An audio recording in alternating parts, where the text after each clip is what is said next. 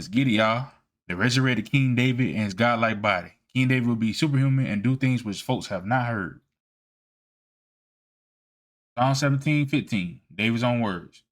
As for me, I will behold thy face in righteousness. I shall be satisfied when I awake with thy lightness. Okay. David's claim. He says he will awake. He will awake in God's likeness. Okay. This word right here in the Hebrew, it look like a Bantu word. Timun na teka. Okay. Like a Bantu word. Form / likeness / appearance. All right. This means David himself anticipated a future state where his form / appearance is altered into something divine-like. All right.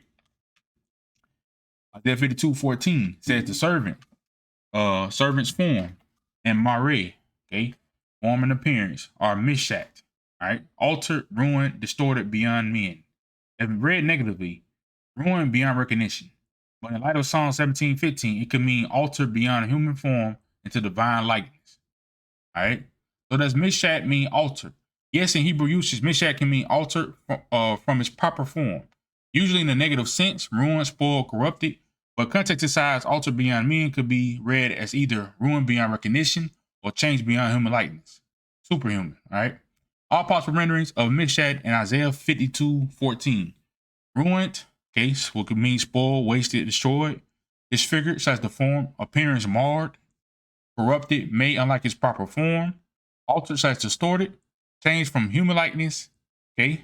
Could be positively or negatively, all right? Could be read positively or negatively. So the word misshacked absolutely has room to mean altered, but context usually leans ruined. That's why some old interpreters saw Isaiah 52:14 as altered beyond men.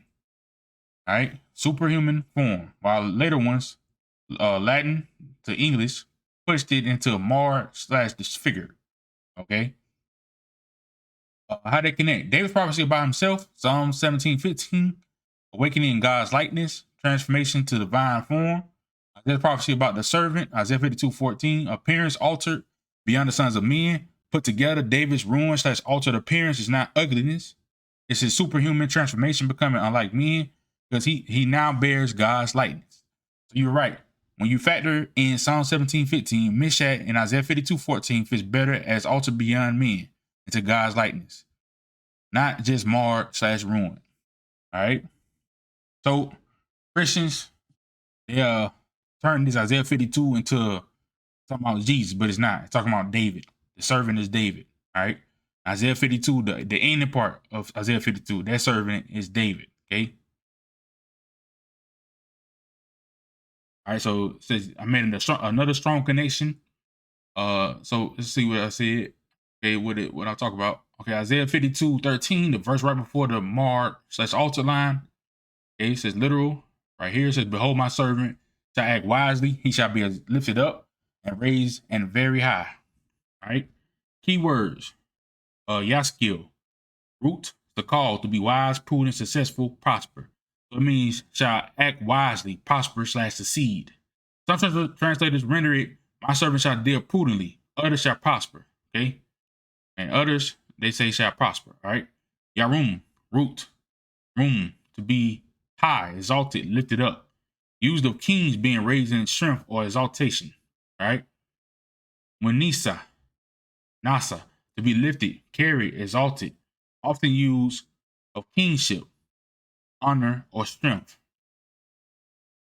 Vegavav miod, root, gava, to be high, strong, mighty, exalted. This is literally strength / exaltation.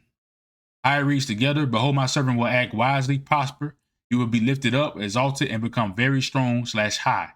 So yes, in Hebrew, Isaiah 52:13 directly says the servant, David, will be prosperous, exalted, and strong. This is the immediate context of verse 14. His form altered beyond men. Put together, verse 13, servant will be exalted and strong. Verse 14, his form / appearance will be altered beyond men. Psalm 17:15, David says he will awake in God's likeness. That paints a consistent picture. The servant is transformed into a superhuman / divine likeness, not humiliated or ugly. All right. You're absolutely right to separate the two contexts. Let's walk it through. All right. So Isaiah 53, past tense. Isaiah 52, future exaltation. All right. So let's see what they say about Isaiah 53 right here. Hebrew in Isaiah 53 often uses perfect slash past verb forms. Okay, was despised, he bore sickness, for example. Okay, it strongly suggests it's speaking of the servant's past experience, his rejection, despising, suffering, something the audience already knew about. That fits perfectly with David's life history: persecuted, rejected, afflicted, betrayed, yet vindicated by Yah. So Isaiah 53 is a reflection on past suffering, not a prophecy of future crucifixion, as Christianity claims. Okay. Isaiah 52, future exaltation. Isaiah 52, 13 to 15 is the future tense. My servant shall prosper, shall be exalted, shall be lifted very high. Then comes the shock. His form slash appearance altered beyond men, leading to the nations being startled slash sprinkled. This clearly speaks of a future moment of return and exaltation, not past suffering. So in your framework, Isaiah 52 equals David's return. Future exaltation, superhuman glory.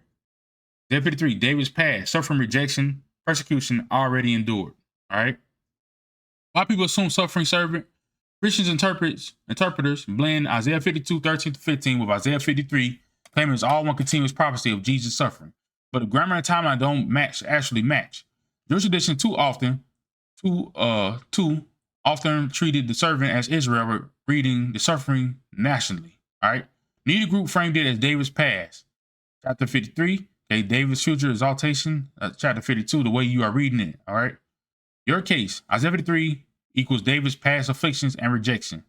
Isaiah 52 equals David's future return, where his appearance condition is altered beyond men, superhuman exaltation, and he astonishes the nations. All right. So basically, Isaiah 53 is future. Isaiah 53 is past, and Isaiah 52 is the ending part of it is future. Okay, or that whole chapter. Matter of fact, is future. Isaiah 52. Isaiah 53 is the past. Okay, David's past. Isaiah 52 near the end, that's David's future. Okay. All right, so we're gonna go ahead and break this down real quick.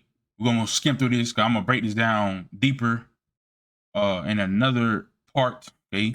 I'm really skipping ahead in this presentation, but I'm trying to get the key points to go ahead and get the main thing out the way. All right. So I'm doing these videos first. All right, so now look. Isaiah 53 and 1, you can find the answer to that in Psalms 89. Okay, so read Psalms 89 on your own time. You can find the answer to who the Lord showed his arm to. They say he showed his arm unto David.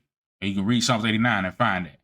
Okay, so Isaiah 53 and 1 connects to Psalms 89. All right. Now,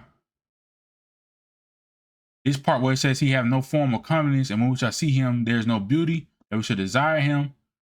You can tie that to Psalms 38. All right. It says he had a sore, he had a sickness. His flesh was messed up on his body. It says lovers and friends stood afar off. So look at this right here. He's despised and rejected, a man of sorrows and acquainted with grief. And we hid as it were our faces from him. He was despised and we esteemed him not. Okay. So look, it said right here, my lovers and my friends stand aloof from my sore, and my kinsmen stand afar off. Okay. See when I need to go to. So he had sorrow.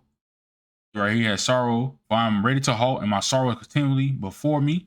If I will declare my iniquity, I will be sorry for my sin. Okay, this is David talking. And you can't say this is Jesus because Jesus did not have no sin, right? So it can't be talking about no Jesus, right? Definitely talking about David.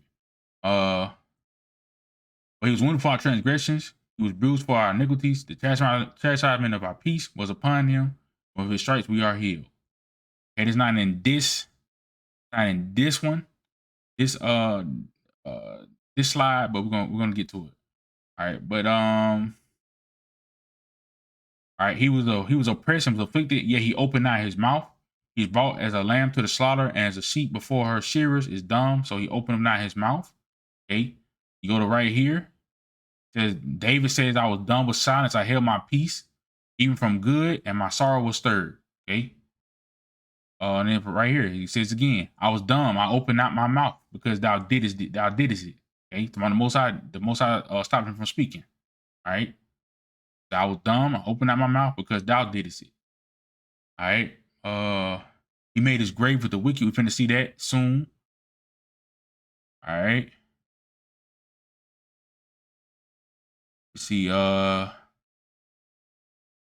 so the Most High hit him with sickness. Now look at this right here. Now, when you get down here, Isaiah 53 and 10. Yet it pleased the Lord to bruise him. Yeah, put him to grief. Now, if you go to the Hebrew, it says sickness, something like about sickness, right? He put a sickness on David. Okay. If you go to the Hebrew, I think I remember ChatGPT telling me that he had put him to grief when thou shalt make his soul an offering for sin. He shall see his seed. Now he shall see his seed. Did Jesus have seed? Did Jesus have children? No. He shall prolong his days. Okay. And the pleasure of the Lord shall prosper in his hand. All right. All right. So now the people did not like David at first. You can see this right here. He says, they wept until the morning. Okay, and they wept no more power to weep. And David was greatly distressed, for the people spake of stoning him, because the soul of all the people was grieved, every man for his sons and for his daughters. But David encouraged himself in the Lord his God. All right. Psalm 69 and 8. I am become a stranger unto my brethren and an alien to my mother's children. Okay. All right. So, yeah, despised, rejected men, stuff like that. Boom. Oh, right here. Deliver me from all my transgressions. Make me not a reproach of the foolish. Okay. I'm trying to show you the Psalms is not talking about no Jesus. It's talking about David. David had sin. Okay. All right. David numbered with transgressors. Okay. You go right here. It says he was numbered with transgressors. He numbered himself. Where is that?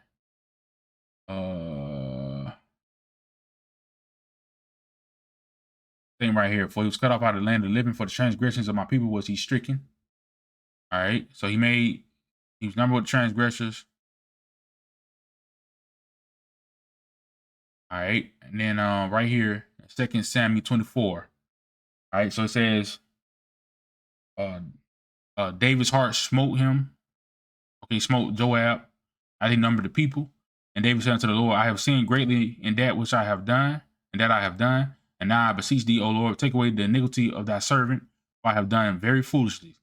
All right, so the Lord sent a pestilence upon Israel from the morning even to the time appointed. Okay, and we skip down to verse 17. And David spake unto the Lord when he saw the angel that smote the people and said, Lo, I have sinned, I have done wickedly, but these sheep what have they done? Let thy hand, I pray thee, be against me and against my father's house. All right. David made intercession for the people right here. 2 Samuel 24, verse 21. And Araunah said, Where's my Lord, the king, come to his servant? And David said, To buy the threshing floor of thee, to build an altar unto the Lord, that the plague may be stayed from the people. All right. So David bought the place, the threshing floor. And David built an altar unto the Lord and offered burnt offerings and peace offerings. For the Lord was entreated for the land, and the plague was stayed from Israel. Now, this same spot that David did this was where the temple was built. Okay. So that, that's another good thing about it. You know what I'm saying? That's interesting to me. You know what I'm saying? He put it in the same spot that he did his sacrifice unto God to save the people. All right.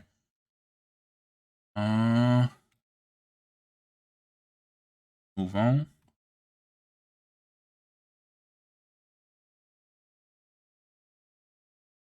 All right. So look right here. I didn't go over this yet. Let me say this. Now look, it says Psalm 39 and 10. Remove thy stroke away from me. I am consumed by thy blow, the blow of thine hand.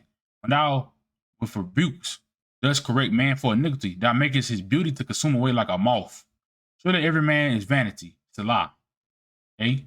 So David saying the Most High can take away a man's beauty. Okay. When you go over here, Isaiah 53, and say we had no beauty he had no beauty that we should desire him. Okay. The Most High took away David's beauty. That's what they're saying right here in Psalms 39. When he got it, when he hit David with that disease, David's beauty consumed away. Okay. That's what this is saying. All right. David made his grave with the wicked. Okay. Isaiah 53 and 9. And he made his grave with the wicked and with the rich in his death, because he had done no violence, neither was any deceit in his mouth. Okay. He made his grave with the wicked. Psalms 88. I am counted with them that go down into the pit. Psalms 88 and 4. I'm counting them that go down into the pit. I am as a man that have no strength, free among the dead, like the slain that lie in the grave, whom thou rememberest no more, and they are cut off from thy hand. All right. Thou hast laid me in the lowest pit, in darkness in the deeps. Thy wrath lieth hard upon me, and thou hast afflicted me with all thy ways. Selah. Thou hast put away my acquaintance far from me. Thou hast made me an abomination unto them. I am shut up. I cannot come forth. All right. You know what I'm saying? David was a reproach. He said he counted himself with the wicked. Okay. I reproach to all my enemies, but especially among my neighbors, and a fear to my acquaintance. They that did see me without fled from me. I am forgotten as a dead man out of mind. I am like a broken vessel. So what I'm saying is, when you read Isaiah 53 in the Hebrew, it speaks of this stuff in past tense. Okay, speak of all this right here from 1 through probably, you know what I'm saying? It speaks of a lot of this stuff in past tense. All right, so it happened a long time ago. All right.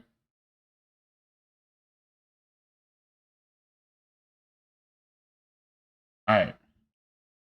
Isaiah 53 and 10, Hebrew. Yet it pleased Yahweh to crush him. He made him sick. When his soul makes an offering for guilt, he shall see his seed. He shall prolong days. And the pleasure of Yahweh shall prosper in his hand. All right. See what I'm saying? Say sick in the Hebrew. All right. So we just seen David was sick with a disease. All right. See right here, key phrases. He shall see his seed. He shall see seed. Okay, and Jesus and Christian doctrine had no physical seed. This verse cannot apply to him literally. David, however, had many children, and his line continues. He shall prolong days. Okay, means long life. David lived to old age. The Bible said his life is extended again through resurrection. The pleasure of Yahweh shall prosper in his hand. David was called a man after God's own heart. Yahweh's pleasure prospered through him, victories, the kingdom, and the songs that became central to worship. And in the future, Yah's will again prospers in his hand, and when he rules all nations. Okay. Where else this fits David?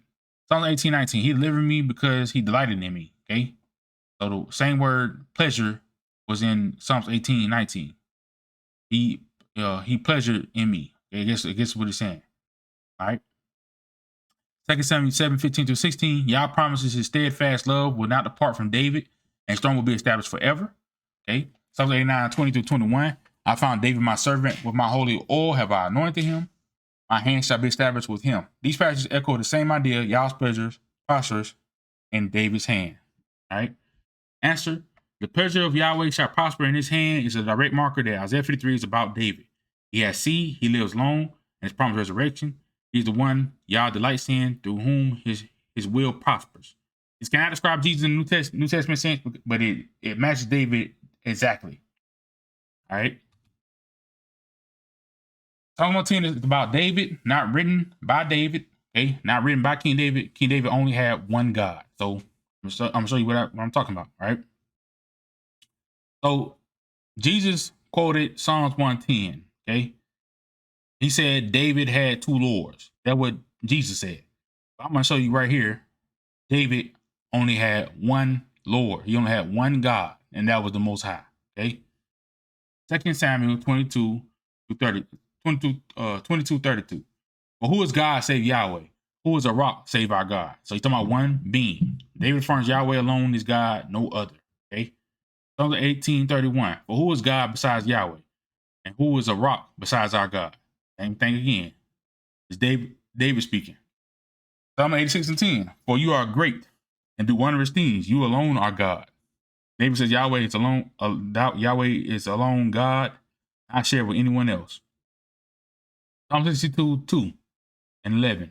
He only is my rock and my salvation. God spoken once, twice have I heard this. That power belongs to God. Okay.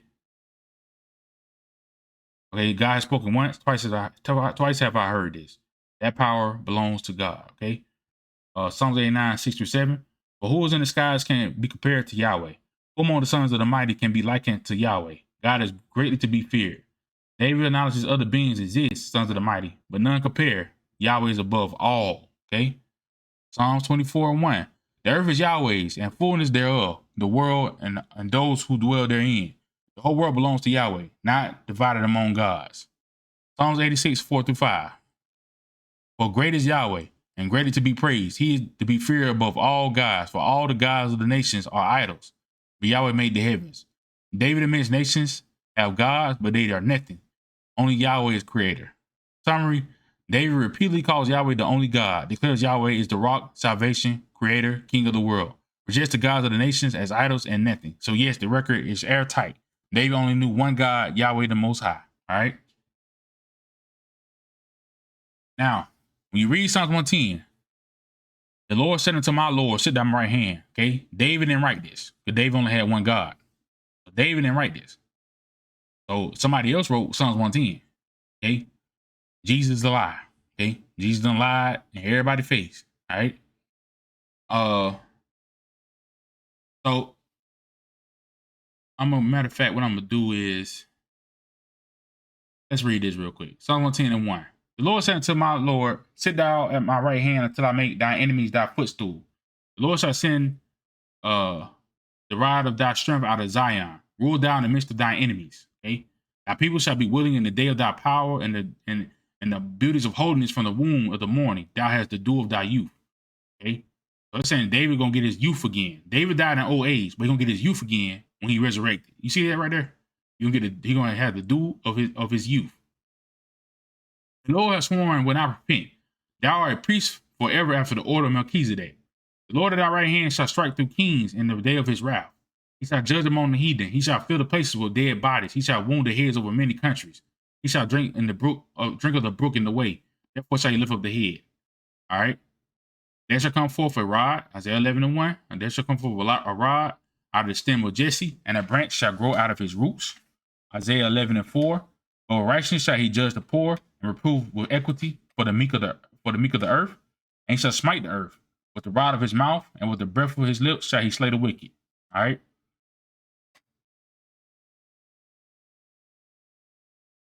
So right here, David says only one God. Psalms 18.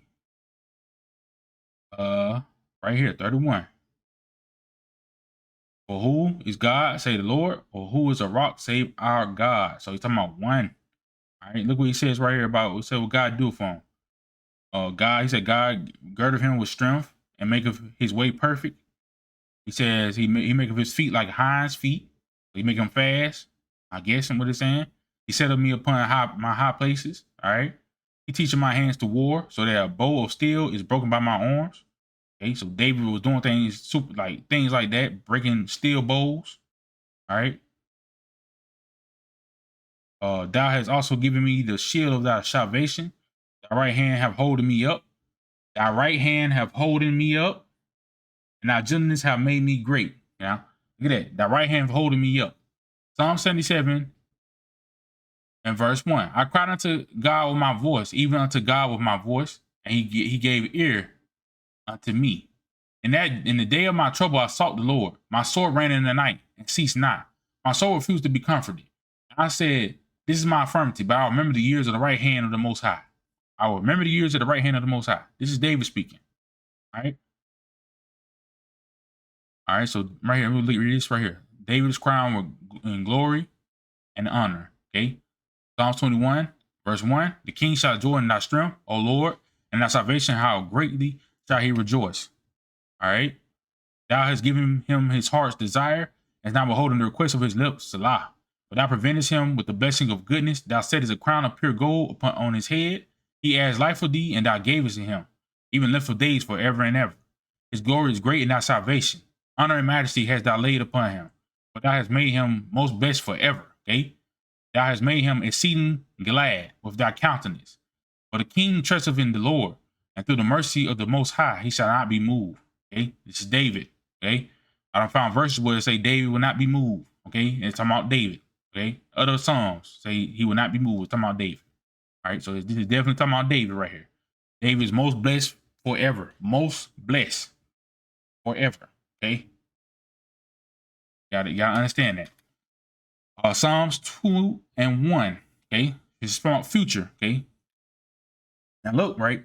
He said in Psalms 110 and 2 says, He's gonna send his strength out of Zion. He's gonna send David out of Zion. Okay, rule in the midst of thy enemy. He's gonna send him out of Zion. Right. Read Psalms 2. Why do the heathen rage and the people imagine a vain thing? The kings of the earth set themselves, and the rulers take counsel together against the Lord and against his anointed, saying, let us break their bands asunder and cast away their cord from us. He that sitteth in the heavens shall laugh. The Lord shall have them in derision. Then shall he speak unto them in his wrath and vex them in his sore displeasure. Yet I have set my king upon my holy hill of Zion. I will declare the decree. I will declare the decree. David speaking now. The Lord has said unto me, thou art my son. This day have I begotten thee. Ask me, and I shall give thee the heathen for thine inheritance. You can read something, you can connect it with Psalms 89, all right? And the uttermost parts of the earth for thy possession. Thou shalt break them with a rod of iron. Thou shalt dash them in pieces like a potter's vessel. Be wise now, therefore, O ye kings. Be instructed, ye judges of the earth. Serve the Lord with fear and rejoice with trembling. Kiss the Son, lest he be angry, and ye perish from the way when his wrath is kindled but a little. Blessed are all they that put their trust in him. All right. David said, there is no God beside the Most High. 1 Chronicles 17:16. And David the king came and sat before the Lord and said, who am I, O Lord God? And what is my house that thou hast brought me hitherto? Verse 20. O Lord, there is none like thee, neither is there any God beside thee, according to all that we have heard with our ears. So David only believed in one God. Jesus cannot go around here saying, David believed in two gods. That's not what David heard, or that's not what David taught. David taught one God, which was the Most High. Only Yah, okay? Yah, who is El, okay? Yah is El, okay? Same being, all right? David only knew the Most High. Okay, again, Psalms 73. Skip down to verse 25. Whom have I in heaven but thee? And there is none upon earth that I desire beside thee. Okay? David said he only got the Most High. He ain't got no God on the earth. He said he only got the Most High. That's what he just said. All right? Now, son of Korah called David a god. Okay? The son of Korah, a son of Korah called David a god. Psalms 45, we're going to read all this. Psalm 45 and 2. Thou art fairer than the children of men. Grace is poured into thy lips. Therefore God hath blessed thee forever. Gird thy sword upon thy thigh, O most mighty, with thy glory and thy majesty. All right? Down to verse 6. Thy throne, O God, is forever and ever. The sceptre of thy kingdom is a right sceptre. Thou lovest righteousness and hatest wickedness. Therefore God, thy God, hath anointed thee with the oil of gladness above thy fellows. Okay? Verse 9. King's daughters were among thy honorable women. Upon thy right hand did stand the queen in gold of Ophir. Okay? All right, so let's get down to verse 16. All right. Instead of thy father shall be thy children, whom thou mayest make princes in all the earth. I'll make thy name to remember in all generations. Therefore shall the people praise thee forever and ever. All right. You know what I'm saying?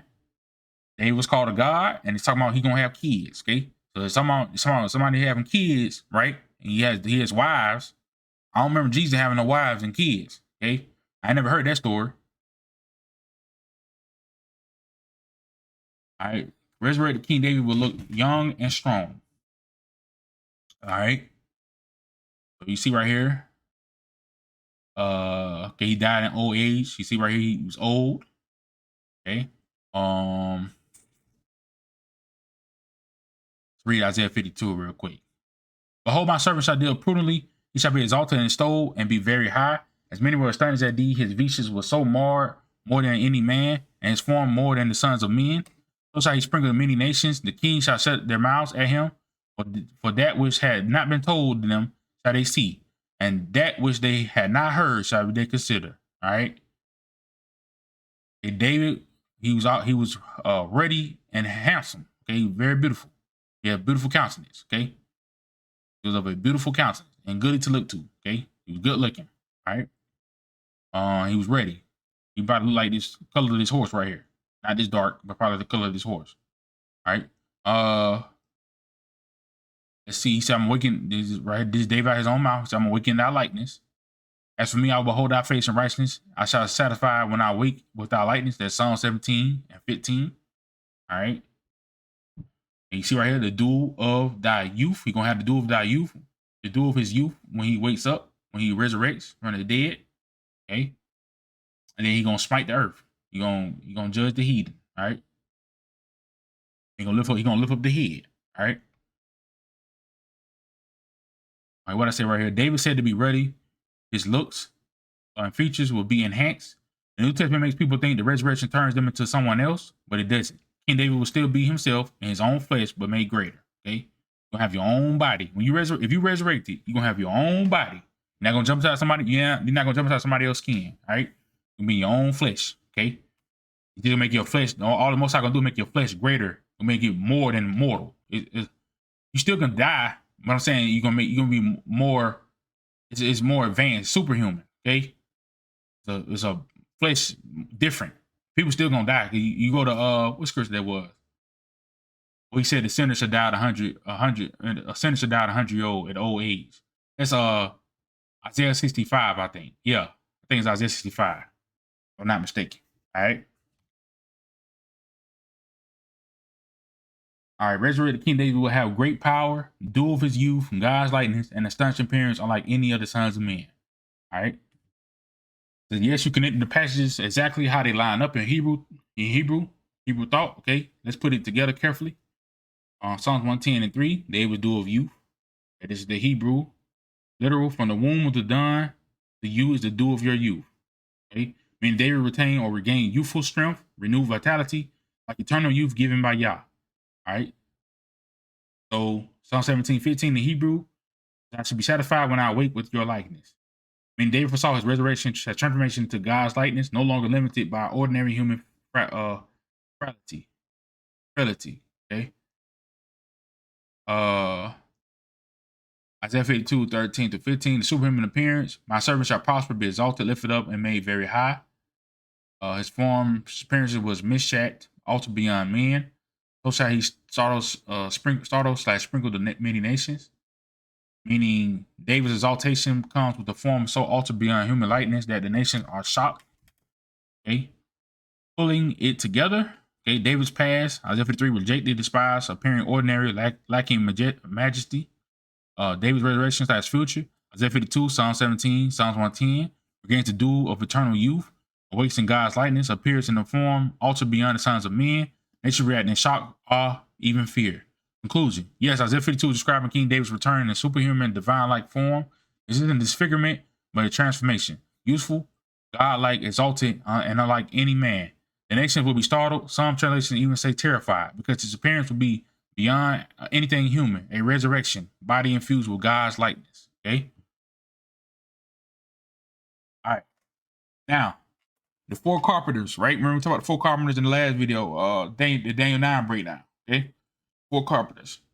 So he says right here, see right here, it says you got the right instinct here. Tanakh paints different levels of empowerment for the prophets / judges who come before David and for David himself when he is resurrected. Let's sort this out. Okay, the four carpenters, they come to terrify, cast down the horns of the nations. Okay, you find that in Zechariah 1:18-21. All right, these men are prophets / judges / warriors raised up before David's arrival. David will be filled with the spirit of Yahweh, like Gideon, Samson, or Elijah were. That means they'll have supernatural power for war and protection. Samson tore a lion apart with his bare hands. Judges 14:6. Elijah called down fire from heaven. 2 Kings 1:10-12. Elijah blinded whole armies. 2 Kings 6:18. All right, so yes, by that precedent, the four carpenters will be able to withstand modern weapons, bullets, missiles, etc. Because Yah's spirit makes them untouchable until their mission is finished. All right, King David's resurrected body. This is a different category entirely. Okay, he wakes in God's likeness. He has the dew of eternal youth. His form is altered beyond the sons of men. David rules forever in Yah's covenant. Okay, this is not spirit empowerment like the carpenters. It's a resurrected, transformed body, immortal, divine-like, corruptible, incorruptible. Okay, he still can die. I don't want to say immortal, but he still could die. All right. But I don't think the Most High gonna let him die. The difference: four carpenters, mortal men, empowered by Yah's spirit. Think Samson, Elijah level.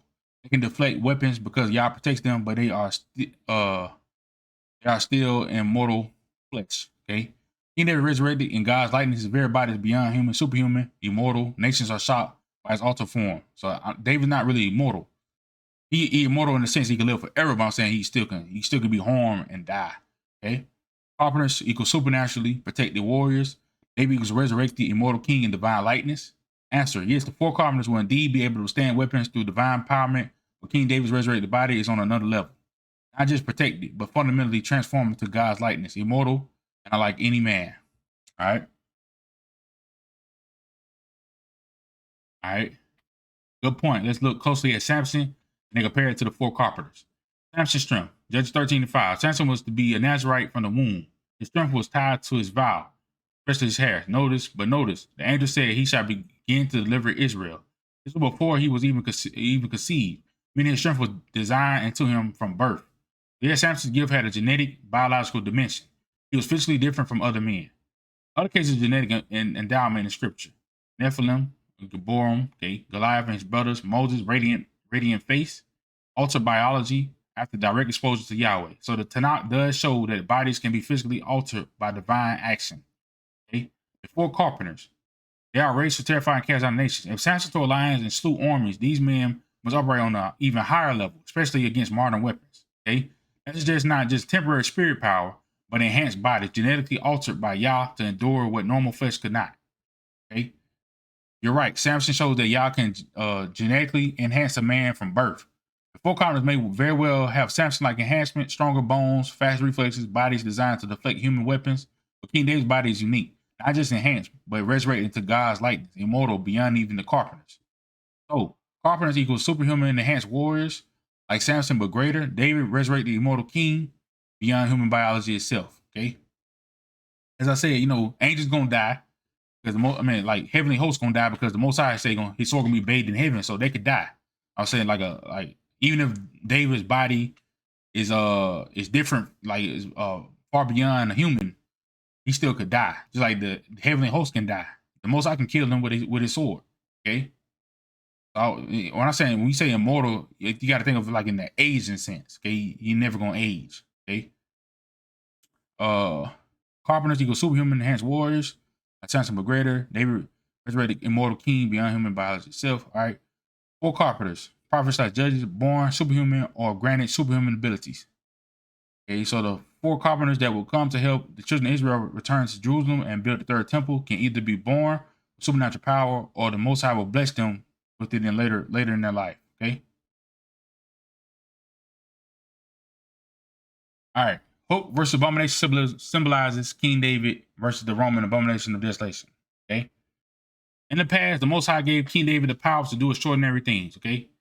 Psalms 18:29 is an example. For by thee I have run through a troop, and by my God have I leaped over a wall. Okay. David did some stuff back then when on his first life. Okay. He done leapt over a wall, ran through a troop, killed off an army. Okay. So he did stuff like that, and by the power of the Most High. Okay. So it says, yes, David really does say in Psalms and in Samuel that by Yah's power, he was able to wipe out entire armies. Let's pull the exact verses. David described his victories. For by you I have run through a troop. Psalms 18:29. By my God have I leapt over a wall. Psalms 18:32-34. It's God that girds me with strength. He makes my feet like hinds feet, and sets me upon my high places. He teaches my hands to war, so that a bow of bronze is broken by my arms. Psalms 18:37-40. I pursued my enemies and overtook them. Neither did I turn again until they were consumed. I have wounded them, that they were not able to rise. They are fallen under my feet. For you have girded me with strength for the battle. You have subdued under me those that rose up against me. All right. So 2 Samuel 22 says that Psalms 18 was about how the Most High delivered King David from his enemies. The book of Psalms has nothing to do with the false god Jesus. Okay, you see right here, Psalms 22 and 1.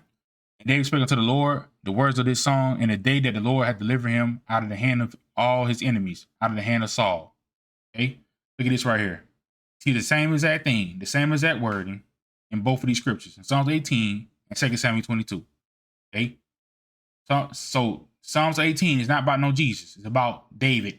Okay, the Most High delivered David out of David's enemy's hand. Okay, so David's the one that got saved in Psalms 18, not no Jesus. Okay, a whole lie. All right, you see it right here. See the same exact thing. The sorrows of death compassed me, and the floods of ungodly men made me afraid. When the waves of death compassed me, the floods of ungodly men made me afraid. Same exact thing. Okay. So David wrote Psalm 18. It was about himself. It was not about no Jesus. All right.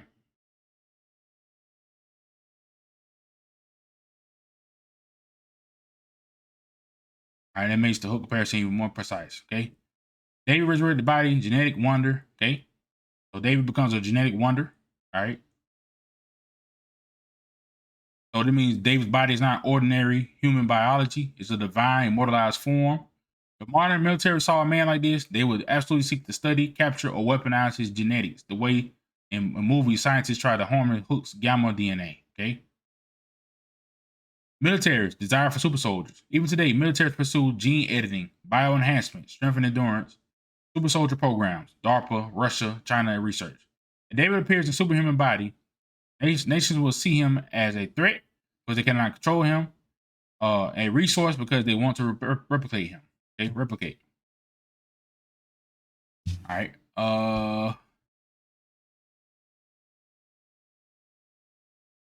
David resurrected body, transformed, but still human. Okay, says I shall be satisfied when I awaken your likeness. All right. So you, parents more altered than the sons of man. Their form will shock the nation because it was different from ordinary human biology, not ugly, but glorified and set apart. Together, these show David's resurrected body is not normal flesh. It is a transformed, exalted, immortalized form, though still a man. Can he still be hurt? Okay, yes, David can still be hurt. Mike, as you see in Micah 5:1 and Zechariah 13:7. Remember, I told you in the last video that David gonna get smitten in the middle of the 70th week. Okay, he gonna get hurt in the middle of the 70th week. Okay, whether he gonna get captured or flee, I don't know. But David, he's gonna during that Jacob's trouble, he's gonna be doing some damage to the heathen at the same time. All right, but David can be hurt. Okay, he got struck and children of Israel fled. Okay, in Zechariah 13, he got hit. Children of Israel gonna flee. That's what it says. Even after resurrection, prophecy says David will be smitten. That means he can be wounded but not destroyed. The Bible demonstrates Yahweh's power. He likely has superhuman healing, recovering from strikes in a way that proves he cannot be defeated. All right. Our nations will target him. David's new body will make him appear invincible, youthful, and alter beyond men. Nations will see this as both a threat and a resource. Threat because no army can match him. Resource because militaries always seek to reproduce what they cannot control, super soldiers, genetic enhancements. Just like Samson was endowed with unusual strength from birth, David's new form will embody the ultimate divine warrior. Nations will fear him and also want to study or weaponize what makes him different. The Hook comparison. Hook is targeted by militaries who want to capture and weaponize his DNA. He's wounded at times, but heals superhumanly fast. He's feared and hated, yet his strength is exactly what saves people. David parallels this in prophecy. Okay, he can be struck, but he recovers and cannot be destroyed. His body is transformed in God's likeness, altered beyond men. Nations will tremble, yet Yahweh prospers his will in David's hand. All right. David's resurrected body will be transformed in God's likeness, immortal, youthful, and altered beyond men. He can still be struck, but he will not be destroyed. Instead, he will recover with superhuman resilience. All right. Nations will see him as both a danger and a resource trying to oppose him or weaponize him. Just a military pursuit hook. Yahweh ensures David's final victory. The pleasure of Yahweh prospers in his hand, and he reigns forever. Okay. All right. Hope versus abomination symbolizes King David versus the Roman abomination of desolation. It's 4. All right. All right. So now, I don't know if David gonna be glowing or what. Okay, he might be super muscular. He might be glowing. I don't know how his body's gonna look when he's resurrected. I don't know. All right. I just know he look different because the people gonna be astonished at his appearance. Okay. So he gonna look godly or something like that. All right, by me glowing or something. Now, Caesar from Planet of the Apes represents King David. Okay, definitely. All right. If you go look at the Conquest of Planet of the Apes, this old film right here, listen to his speech at the end. He talking like David, okay? He's talking like as if yeah, he's talking like David. This is the best way I can describe it. He's talking like David. So he say something along the lines of, my people gonna build their own cities and in the wastelands and stuff like that. So just listen to the speech. All right, I might put a link to it in the description. All right, go to Caesar's speech. All right, you can see talking about David. They in these movies they throwing slick little symbolism. All right. Okay, especially this. Okay, this new film, right? Well, not new film. It's War for Planet of the Apes. This one, War for Planet of the Apes. Caesar's gonna go against this guy named Colonel J. Wesley McCullough. I don't know how you say the name. All right. So this general basically represents the Roman abomination desolation. That's what he basically represents. Okay. So it's gonna be basically represent the Roman abomination desolation. Caesar going against him. And he listened to that speech too. The general, he had a speech and said something very similar about Negroes ruling the world. But the apes represent Negroes. They represent the children of Israel. That's what they make a mockery of the children of Israel in these movies. Okay, so you can see clear symbolism. All right, just check out his speech. Check out his speeches. Just go look on your own time. I'm gonna put the links in the description so y'all can go watch it. All right, and y'all come back on this video. Tell me y'all thoughts. All right. All right. So Psalm 110:3. On the moon, the dawn to use the dew of your youth. Okay. All right. And they'll be resurrected, not reincarnated. Jesus was not King David, but indeed a false prophet in God. Okay. All right. So does this mean reincarnation? No. Hebrew scripture does not teach reincarnation. The context of Psalm 110 is about Yahweh exalting his anointed David and giving him eternal vigor, eternal youth, eternal reign. This isn't about cycling through new lives. It's about David himself being renewed once for all. What it does mean, resurrection starts immortal youth. David dies, then awakens. Must I be satisfied with awakening our lightness? When he rises, he rises with the dew of youth, eternal freshness, unaging body. That's why he can reign forever. Ezekiel 37:24-25, Jeremiah 39. Resurrection gives David an immortal body that never ages, like the dew of the morning, always renewed. Confirming the resurrection view. Isaiah 26:19, your dead shall live, their bodies shall rise. You who dwell in the dust awake and sing for joy, for your dew is the dew of light. Resurrection describes as dew. Okay. Isaiah 14:5, I will be as the dew to Israel, he shall blossom as the lily. Dew equals renewal, revival, life. Okay. So in Hebrew thought, dew equals resurrection, renewal, not reincarnation. Answer, Psalms 110:3 is not about reincarnation. The dew of your youth means David will rise in resurrection with eternal youth and immortal vigor, always fresh, never aging. Your resurrection viewpoint is correct. All right. All right. So 4 carpenters, Elijah and King David versus modern weaponry. Okay. Let's see. 4 carpenters, right? We go to this first. Let's read it first. Exactly. You're seeing it very clearly. Scripture paints this picture that when the 4 carpenters, Elijah, and finally King David appear, they'll be facing the full force of hostile nations, meaning modern militaries with tanks, jets, drones, nukes, etc. The prophecy shows these weapons will ultimately be harmless to Yah's chosen. The 4 carpenters. That mission to terrify and cast down the horns of the nations that scatter Judah. Horns equals powers, kingdoms, militaries. That means they directly confront world powers like Gideon, Samson, Elijah before them, but on a modern scale. Okay, so we got people got laser guns, all type of stuff. They ain't gonna do nothing to the prophets. Okay. Elijah. Malachi 4:5-6. Elijah comes before the great and terrible day of Yahweh. Elijah ministry always showed firepower greater than human armies. Call down the fire from heaven, set up the skies from rain. Modern tanks and jets are nothing against that level of control over creation. Answer, yes, you're correct. All these modern weapons will be useless against Yah's anointed, the carpenters. Elijah and David will stand against armies, and it seems like a unbeatable technology will crumble like nothing before them. All right. Read this over here. All right, so if he did this in his mortal flesh, imagine after resurrection in Yah's likeness. No gun, tank, or missile could overpower him. Why modern weapons fail? Isaiah 54:17. You read Isaiah 50, yeah, right there. No weapon formed against you shall prosper. Psalms 91:7. 1,000 shall fall at your side, 10,000 at your right hand, but it shall not come near you. Right? Zechariah 12:8. He that is feeble among them at that day shall be as David, and the house of David shall be as God, as the angel of Yahweh before them. Okay, now this is future. It's Zechariah 12. That's future. It's after Jacob's trouble. Okay, when he says that, Zechariah 12. Okay, Psalm 91. I'm still reading up on that. I got to figure out exactly what that's talking about. But I'm gonna figure it out eventually. All right. That means David and those with him will literally function on a superhuman level. Weapons may be fired, but they will either miss, fail, or render ineffective by Yah's power. Conclusion.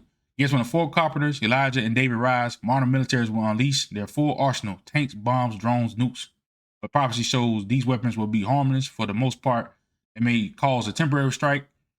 Okay, it's Micah 5:1, Zechariah 13:7, David smitten, but not destruction. In the end, Yah's power makes them invincible and unstoppable. Okay. All right. See y'all in the next video. Deuces.